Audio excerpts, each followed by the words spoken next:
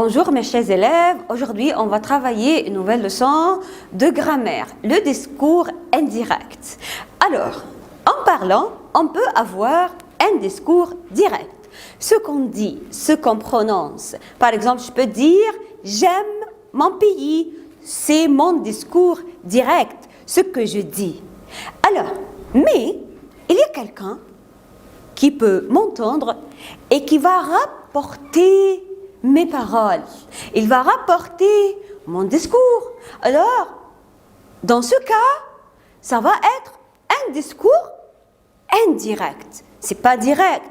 Ce ne sont pas mes paroles directement. Non, c'est quelqu'un qui rapporte mon discours, qui rapporte mes paroles. C'est le discours indirect.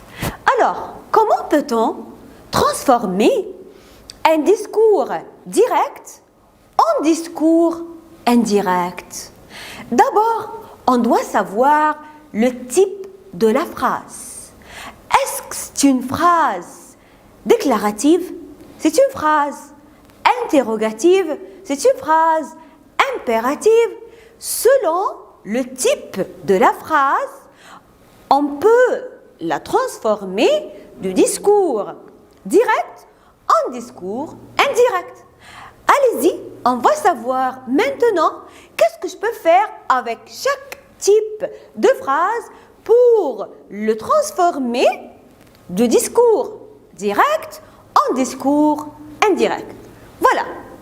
Si la phrase entre les guillemets est une phrase déclarative, voilà, Stéphane dit « Il pleut encore ». Voilà, ce sont les paroles de Stéphane. « Il pleut encore ». Ce sont ses paroles. Entre guillemets, c'est un discours direct. Si quelqu'un va rapporter les paroles de Stéphane, qu'est-ce qu'il va dire? Stéphane dit qu'il pleut encore. Alors maintenant, on rapporte les paroles de Stéphane. Stéphane dit qu'il pleut encore. Ça, c'est un discours indirect. Alors, Sébastien dit « Ce gâteau est délicieux ». Ce sont les paroles de Sébastien. Voilà, c'est un discours direct. Mais si on veut rapporter son discours, on va dire « Sébastien dit que ce gâteau est délicieux ». Alors comme ça, j'ai eu un discours indirect. Ce n'est pas le discours du personnage. Jean dit « Je suis fatigué ». Voilà, ce sont ses paroles, c'est son discours. Je suis fatigué. Mais si je veux rapporter ces paroles, je vais dire « Jean dit qu'il est fatigué ». Celui qui est fatigué. Alors, comme ça, j'ai eu un discours indirect. D'accord? Voilà. Si la phrase est une phrase déclarative, qu'est-ce que j'ai fait pour avoir ou pour transformer la phrase du discours direct au discours indirect? Regardons ces phrases. Qu'est-ce que j'ai fait d'abord? On enlève les deux points et les guillemets. Voilà. Regardez ici. J'ai enlevé les deux points et les guillemets. Puis on relie les deux phrases avec que. D'accord? Stéphane dit qu'il pleut. Alors j'ai mis que. J'ai relié les deux propositions avec que. La transposition des pronoms, des déterminants possessifs est fondée sur les rapports qui existent entre la personne qui parle et la personne qui écoute, c'est-à-dire qui parle à qui. Ça veut dire qu'on change les pronoms et on change les possessifs selon la personne qui parle et la personne qui écoute, c'est-à-dire qui parle à qui. Et puisqu'on peut changer le pronom sujet, ça veut dire aussi que je change le verbe. Alors, regardons ici cet exemple. Jean dit « Je suis fatigué ». Alors, en rapportant, on a enlevé les deux points et les guillemets et on a mis que. Et voilà, je. Qui dit je? C'est Jean. Alors, je deviens il. Alors, j'ai changé le pronom. Et puisque j'ai changé le pronom sujet, je dois aussi changer le verbe avec le nouveau sujet. Je suis, il est fatigué. Alors, ça veut dire que je change les pronoms et aussi je peux changer les déterminants possessifs selon la personne qui parle et aussi la personne qui écoute. Par exemple, Paul dit « j'aime mon pays ». Alors, en transformant cette phrase du discours direct au discours indirect, je vais dire « Paul dit », je vais enlever les deux points et les guillemets, je vais dire « qu'il », alors j'ai changé le pronom sujet, « qu'il aime son pays », j'ai changé aussi le déterminant possessif. Voyons d'autres exemples. Il me dit « tu as eu tort de me raconter ton histoire ». Voilà, il me dit que, j'ai enlevé les deux points, les guillemets, j'ai mis que, alors il me dit tu, alors il dit tu as, moi, alors tu sais, je, voilà, que j'ai changé le verbe avec le nouveau sujet, que j'ai eu tort de, c'est lui qui parle, alors de lui raconter mon histoire. Quand il m'a parlé, il m'a dit, tu as eu tort de me raconter ton histoire, mais avec je, voilà, c'est mon histoire, j'ai changé les possessifs. On répète que avec chaque proposition subordonnée, il dit, il fera beau demain et nous pourrons sortir. Alors, j'ai enlevé les guillemets, les points, il dit qu'il fera beau demain et que nous pourrons sortir. Alors, j'ai répété le que avec chaque proposition. D'accord? Alors, on a commencé par la phrase déclarative. Pour la transformer du discours direct au discours indirect, on enlève les points, les guillemets, on relie les deux propositions avec quelques, on change quoi? D'abord, les pronoms. Si on change le pronom sujet, on change le verbe. On change aussi les possessifs selon qui parle à qui. Et si on a deux propositions subordonnées, on va répéter le que devant chaque proposition subordonnée. Si la phrase entre les guillemets est une phrase impérative qui donne un ordre, qu'est-ce qu'on va faire? Voyons l'exemple ensemble. Le professeur conseille aux élèves, écrivez la correction de l'exercice sur vos cahiers. Alors, le professeur conseille aux élèves d'écrire la correction de l'exercice sur leur cahier. Qu'est-ce que j'ai fait? J'ai enlevé les points, les guillemets, j'ai mis deux et j'ai mis le verbe à l'infinitif. Au lieu d'avoir un verbe à l'impératif, je mets un verbe à l'infinitif. D'écrire la correction sur leur cahier. Alors, quand le professeur a parlé aux élèves, il a dit écrivez sur vos cahiers. Mais en changeant, je dois aussi changer les possessifs en disant d'écrire la correction sur leur cahier. Je parle des élèves. Mon père me recommande ne conduis pas trop vite et téléphone à ta mère. Mon père me recommande de ne pas conduire. Alors, si le verbe est à la forme négative, voilà, on met de ne pas. Ne et pas avant le verbe à l'infinitif. De ne pas conduire trop vite et de téléphoner à ma mère. Alors aussi, j'ai changé le possessif et j'ai répété de avec l'autre verbe qui était à l'impératif. Voilà, il devient à l'infinitif précédé de deux. Alors, pour transformer une phrase impérative au discours indirect, on enlève les deux points, les guillemets, puis on relie avec deux plus verbe à l'infinitif. Et de ne pas si le verbe était à la forme négative. D'accord? Alors, maintenant, si la phrase entre les guillemets est une phrase interrogative, comment on va la transformer du discours direct au discours indirect? Voilà, qu'est-ce qu'on fait? Il n'y a pas de le point d'interrogation à la fin d'une phrase interrogative indirecte. On enlève le point d'interrogation. L'inversion disparaît. Si la phrase était à l'inversion, on enlève l'inversion, pas d'inversion, l'inversion disparaît. L'ordre des mots est donc celui d'une phrase déclarative. On enlève les deux points et les guillemets, comme toujours.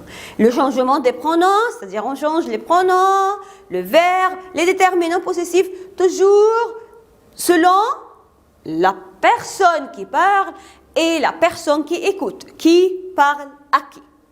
Mais on a plusieurs genres de phrases interrogatives. On va commencer par la phrase interrogative avec qu'est-ce que et que. Si la phrase interrogative est avec qu'est-ce que et que, qu'est-ce qu'on va faire?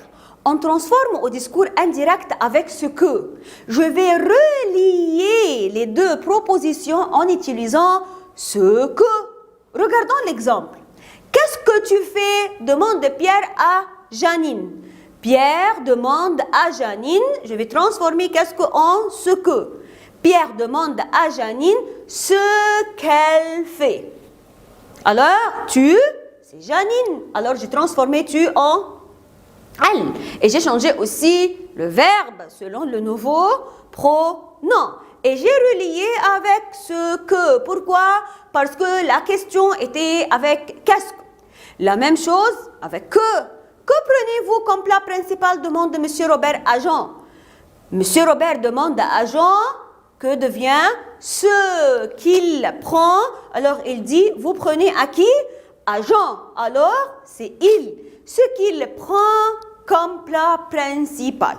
Alors, si la phrase interrogative commence par qu'est-ce que et que, je vais relier les deux propositions en utilisant ce que. Si la phrase interrogative a comme réponse oui ou non, c'est-à-dire avec est-ce que ou l'inversion ou l'intonation, qu'est-ce que je fais? Je vais relier les deux propositions en utilisant si. Et on va faire attention, avec il et il avec s, on dit s'il, on enlève le i. Prenons un exemple. Avez-vous terminé l'exercice? Vous avez terminé l'exercice? Est-ce que vous avez terminé l'exercice?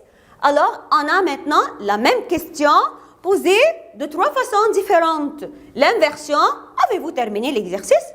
L'intonation, vous avez terminé l'exercice? Et avec est-ce que vous avez terminé l'exercice? Alors, les trois questions posées de trois façons différentes. Voilà, est-ce que inversion, intonation, je vais les faire de la même façon. Je vais relier avec si. Le professeur demande aux élèves s'ils ont terminé l'exercice.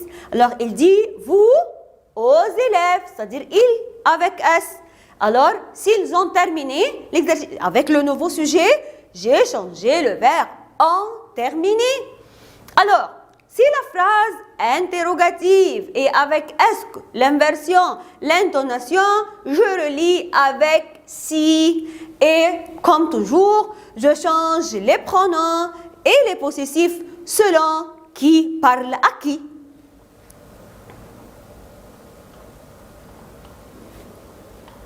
Si la phrase interrogative est avec un mot interrogatif, comment, où, pourquoi, combien, à quelle heure, etc. Qu'est-ce qu'on fait? Voilà, et aussi tout le reste des adverbes. Qu'est-ce qu'on fait? On ne change rien. Comment? Regardons l'exemple. Comment rentrez-vous à la maison? Demande Paul à Vincent. Alors, Paul demande à Vincent, je peux changer le comment. Voilà. Comment? Vous, c'est qui? C'est Vincent. Voilà comment il rentre à la maison. Alors, je ne change pas les mots interrogatifs. Je les garde, pas de changement. Paul demande à Vincent comment il rentre à la maison. Autre mot interrogatif. Où trouverai-je un guichet de banque? Demande le touriste. Le touriste demande où? Voilà, pas de changement. Où reste où? Où il trouvera un guichet de banque. D'accord? Mais voilà, qu'est-ce que j'ai changé? Le pronom. Et quand je change le pronom, je change le verbe. Alors, les mots interrogatifs ne changent pas. On les garde, on les laisse. Autre exemple. À quelle heure rentres-tu de l'école? Demande maman à Joseph. Maman demande à Joseph à quelle heure? Voilà, regardez, pas de changement. À quelle heure il rentre de l'école? Pourquoi aimez-vous ce film? Demande ma tante à ses enfants. Ma tante demande à ses enfants, regardez, pourquoi? Je ne change pas le mot interrogatif. Voilà. Pourquoi? Vous, c'est là les enfants. Voilà, c'est il. Pourquoi il aime ce film? J'ai changé le pronom selon qui parle à qui. La tante parle aux enfants. Alors vous, ce sont les enfants. Il avec S. Voilà. Pourquoi ils aiment. Et voilà, j'ai changé le pronom. Je change aussi le verbe. Voilà pourquoi ils aiment ce film. Autre exemple. Quand reviendras-tu? Lui demande-t-il. Il lui demande quand. Pas de changement. Regardez. Quand reste quand. Tu, voilà. Il reviendra. Quand il reviendra. Alors, si la phrase interrogative commence par qu'est-ce que et que, j'utilise ce que. Si la phrase interrogative commence par est-ce que ou l'inversion, l'intonation, j'utilise si. Si la phrase interrogative commence par un mot interrogatif comme pourquoi, où, quand, combien, comment, à quelle heure, alors il ne change pas. D'accord? Je garde le mot interrogatif. Alors, comme ça, on a montré comment on peut transformer une phrase du discours direct au discours indirect. Et on a dit que pour la transformer, on doit d'abord savoir son type. Le type déclaratif, le type impératif et le type interrogatif. Et selon le type, on va la transformer. Et comme on a vu au début, la phrase déclarative, je relie avec que. La phrase impérative, je relie avec de plus verbe à l'infinitif. Et la phrase interrogative, si elle est avec est-ce que, intonation, inversion, je relie avec si. Si elle est avec qu'est-ce que je relie avec ce que. Si elle est avec un mot interrogatif, je ne change pas le mot interrogatif. Et dans toutes ces phrases, j'enlève les deux points, j'enlève les guillemets, je change les pronoms, les possessifs. Et si je change le pronom sujet, je change aussi le verbe selon qui parle à qui. Alors, comme ça, on a terminé notre leçon. Merci et à la prochaine. Au revoir.